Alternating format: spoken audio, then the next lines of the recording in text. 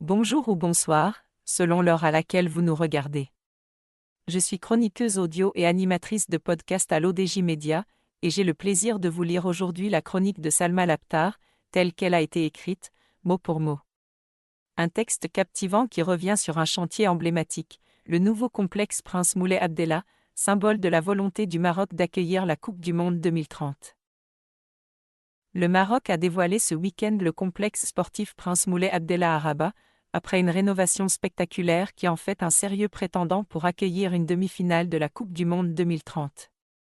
Cette modernisation s'inscrit dans la stratégie ambitieuse du Royaume, qui vise également l'organisation de la finale face à la concurrence de l'Espagne, dans le cadre d'un mondial co-organisé avec le Portugal et 3 matchs symboliques prévus en Amérique du Sud. Doté de 68 700 places, le stade a été construit en moins de 2 ans, un record mondial inscrit dans le livre Guinness.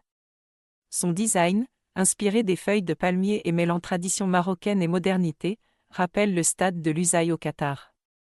Le complexe dispose de 17 portes d'accès, d'une tribune officielle modernisée et d'infrastructures dernier cri, répondant aux standards internationaux. L'auteur poursuit sa description en détaillant les technologies et infrastructures intégrées à ce joyau architectural.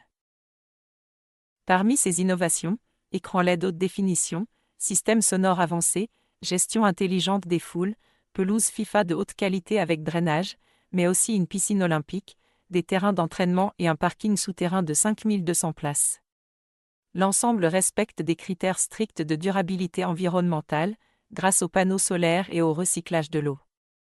L'auteur affirme ensuite que l'inauguration officielle du stade n'a pas manqué de symboles forts. L'inauguration, présidée par le prince héritier Moulay Hassan, a rendu hommage aux ouvriers du chantier, dont le travail a permis de livrer cette enceinte ultramoderne. L'auteur souligne également que ce projet s'inscrit dans une stratégie plus large portée vers la Coupe d'Afrique des Nations et la Coupe du Monde. En attendant la CAN 2025, ce projet vient renforcer le dossier marocain pour la Coupe du Monde 2030, où le futur grand stade de Casablanca sera également un atout stratégique face à Madrid. Avec ce complexe, le Maroc réaffirme sa volonté de marquer les esprits de la FIFA et de s'imposer comme une destination incontournable pour les grands événements sportifs mondiaux. Merci de votre attention et de votre fidélité. J'espère avoir transmis avec justesse et respect les propos de l'auteur Salma Labtar, que nous remercions pour cette chronique éclairante.